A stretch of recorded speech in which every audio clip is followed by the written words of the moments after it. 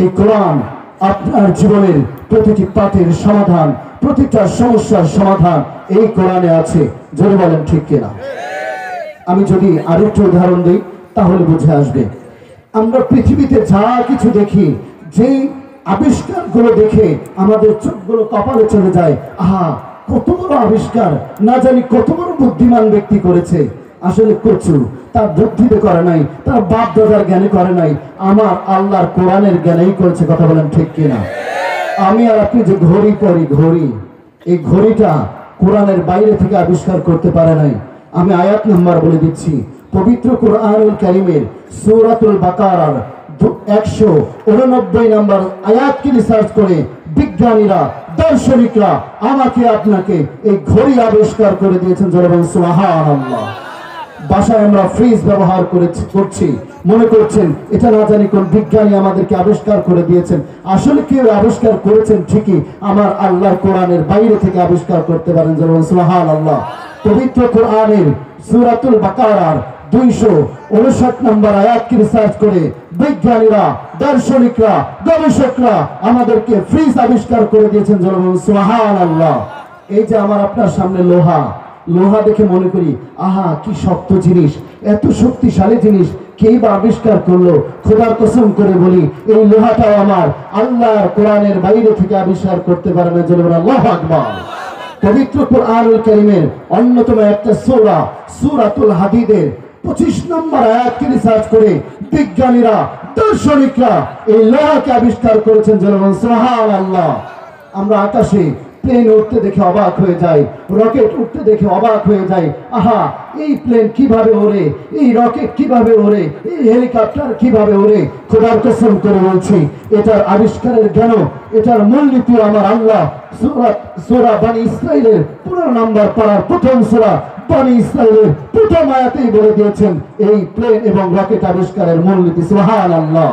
মেরে মোহতারাম, সর্বশেষ আমার নবী যখন মানুষকে ভালো ভালো কথা শোনালো, সবাই বলল আহা এর মতো ভদ্র ছেলে তো হতেই পারে না, মোহাম্মদের এই আব্দুল্লাহর বেটা মোহাম্মদ এর মতো ভালো ছেলে হতেই পারে না, বড় আমানতদার, বড় সত্যবাদী। যখন আমার নবী বললেন ও আরববাসী, ও আমার গোত্রের লোকেরা, শোনো কান খাড়া করে, তোমরা যদি আমার কথা না মানো, তোমরা যদি আমার কথা না মানো, মৃত্যু কিন্তু তোমাদের আসবেই, আর মরার পরে হাসরের ময়দানে অবশ্যই তোমাদের বিচার আল্লাহর কাঠগড়ায় হবে। তখন কাফেররা অনেকেই বলল আরে মোহাম্মদ তোমার তো এতদিন ভালোই জানতাম, তোমারে খুবই বিশ্বাস করতাম, তোমার আলামিন বলছি, কিন্তু তুমি আজকে এমন একটা কথা বললা যে কথাটা আর মানতে পারছি না। একটা মানুষ মারা যাওয়ার পরে 3 দিন 4 দিন 5 দিন পরে লাশটা গলে যায়, 1 সপ্তাহ 15 দিন 1 মাস পরে লাশটা গলে যায়, 1 বছর পরে হাড্ডিও থাকে না, একটা মানুষের অস্তিত্বই থাকে না, অস্তিত্ব নাই। এমন জায়গায় তোমার আল্লাহ আবার কিভাবে আমাদেরকে সৃষ্টি করবেন, আবার কিভাবে আমাদের বিচার করবেন, এটা আমাদের বুঝে আসে না। এটা তোমার পাগলামি মতবাদ, এটা আমরা বিশ্বাস করি না। আমার আল্লাহ বলেন ও মুহাম্মদ টেনশনের কারণ নাই, আমি রব আছি, আপনার মুখ নিঃসৃত ব্যক্তিগত কোনো জবাব দিতে হবে না। আমি আল্লাহ সূরাতুল কিয়ামার 4 নম্বর আয়াতে কারিমা নাযিল করে দিলাম, যেখানে আল্লাহ বলে দিলেন ও নবী আপনি বলে দেন আমার আল্লাহ হাসরের ময়দানে আমাকে তোমাকে সবাইকে জীবিত করবেন। শুধু তাই নয়, আমি শামীম হুসাইনের আঙ্গুলের রেখা যেরকম আছে দুনিয়াতে হুবহু মিলিয়ে সেখানে আমাকে ওইভাবেই জীবিত করবেন। আপনার হাতের আঙ্গুলের রেখা যেই রকম আছে দুনিয়াতে হুবহু মিলিয়ে সেইভাবেই আল্লাহ তাআলা সেদিন জীবিত করবেন।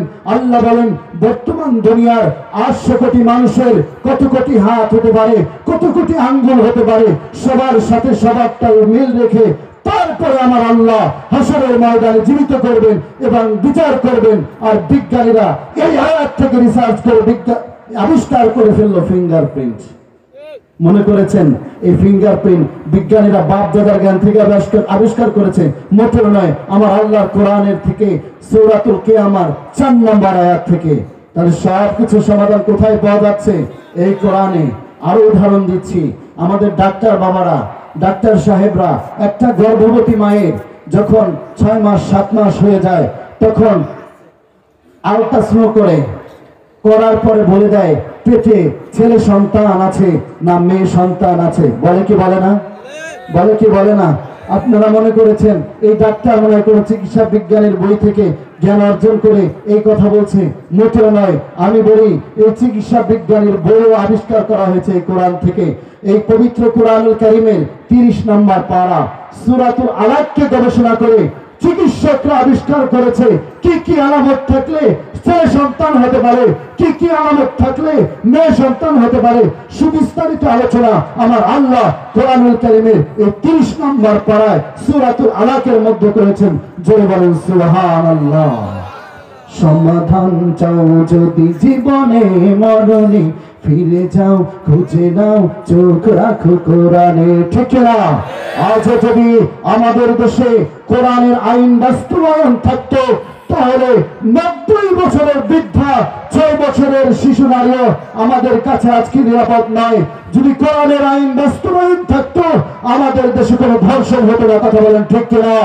কোরআনের আইন যদি বাস্তবায়ন থাকতো রোডের বদলে বাঁশ দিয়ে ব্রিজ আর কালভার্ট নির্মাণ হতো না। কথা বলেন ঠিক কিনা?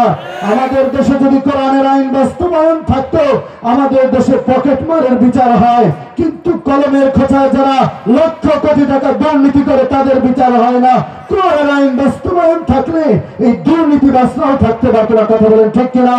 কোরআনের আইন যদি এই দেশে বাস্তবায়ন থাকতো তাহলে আল্লামা মামুনুল হকের মতো এত বড় ব্যক্তিত্ব বছরের পর বছর জেলখানায় থাকতো না। কথা বলেন ঠিক কিনা? কোরআনের আইন যদি এই দেশে বাস্তবায়ন থাকতো তাহলে কোরআনের পাখি বিশ্ববিখ্যাত মুফাসসিরে কোরআন আল্লামা দেলোয়ার হোসেন সাইদিকে নৃশংসভাবে হত্যার শিকার হতে হতো না। কথা বলেন ঠিক কিনা? এই কথাগুলো বললেই আমি জঙ্গিবাদ, এই কথাগুলো বললেই আমি মৌলবাদ, এই কথাগুলো বললেও মসজিদ কমিটিরও অনেকে বলতে চায় আমি জামাত শিবির। আমি সত্যিকার অর্থে আমার 14 গোষ্ঠী বিএনপি আর জাতীয় পার্টি করলেও আমি শামিল কোনো দলই করি না। যদি কোনোদিন ভোট দেওয়ার সুযোগ পাই ইসলামী একটাই মার্কায় দিব। আমি কোনো দল করি না, তবু আমাকে বলে জামাত শিবির। আমার জীবনে আমি ভোটার হয়েছি 15 বছর আগে, মানে 3 বার ভোট দেওয়ার সুযোগ পাইছি। দুঃখজনক আল্লাহর বান্দা একবার ভোট দিতে পারি নাই। এই কষ্ট কই রাখবো বলেন? বাংলাদেশের মধ্যে সর্বপ্রথম smart card, smart Hasina, smart খনি হাসিনা সর্বপ্রথম মিরপুরে দিয়েছে। এই মিরপুরে প্রথম ভোটার হিসেবে প্রথম স্মার্ট কার্ড আমি পেয়েছি আলহামদুলিল্লাহ, কিন্তু একটা ভোটও দিতে পারি নাই, একটা মেম্বারের ভোটও দিতে পারি নাই। এত দুর্ভাগ্য। ভোট দিতে গেলে এবার হুজুর ভোট হয়ে গেছে। আর আমার কি ঠেকা কোন দেখি, আমি আমার ভোটটা দিতে যাব কিন্তু বিজয় হবে আর একটা, মানে রাতে যাকে ভোট দিছে তারা ওইটাই বিজয়। আমার ভোটের কোনো দাম নাই, এই জন্য যাইও নাই। 2-1 গেছি এরপরে আর যাইও নাই। এই ভোটটাও দিতে পারি নাই। এত কষ্ট, গলাটা ভাঙ্গা, নাইলে পরে 2-4টা গরম গজল গাইয়া আপনাদের ঠান্ডাটা দূর করে দিতাম। আপনারা যারা আমাকে চিনেন জানেন আমি ঠান্ডা কিছু বলতেই পারি না, গরম ছাড়া আমার চলেই না। আশা করি স্বাধীন বাংলাদেশে লিডাররা নেতা থাকবে, কোরআনের হক কথা গরম সুরেই বলবো ইনশাআল্লাহ। কথা বলেন ঠিক কিনা? এখানে অনেকেই মনে করে যে হুজুররা শুধু সুবহানাল্লাহর ওয়াজ আলহামদুলিল্লাহ ওয়াজ করবো, কি লেগে রাজনীতির ওয়াজ করবো। আচ্ছা, যারা এই কথাটা বলেন আপনারা কি মুসলমান আছেন না নাই একটু চেক করে দেখেন তো। আপনারা কি মনে করেন যে ইসলামে রাজনীতি নাই? এমনটা মনে করেন? যদি কেউ কইরা থাকেন নগদ তওবা করেন, বাকি না নগদ তওবা করেন। আমার নবী নেতৃত্ব দিয়েছেন কি দেন নাই? আমার নবী সেরা নেতা ছিল, এটা আমার কথা না। গুগলে সার্চ দেন 100 সেরা নেতা, জীবনী সার্চ দেন। এটা মুসলমান লেখে নাই, হিন্দু লেখে নাই, একজন বিধর্মী লিখেছে। বিশ্বের সবচেয়ে সেরা মহামানব হলো মুহাম্মদ রাসূলুল্লাহ। সুবহানাল্লাহ। তাইলে আমার নবী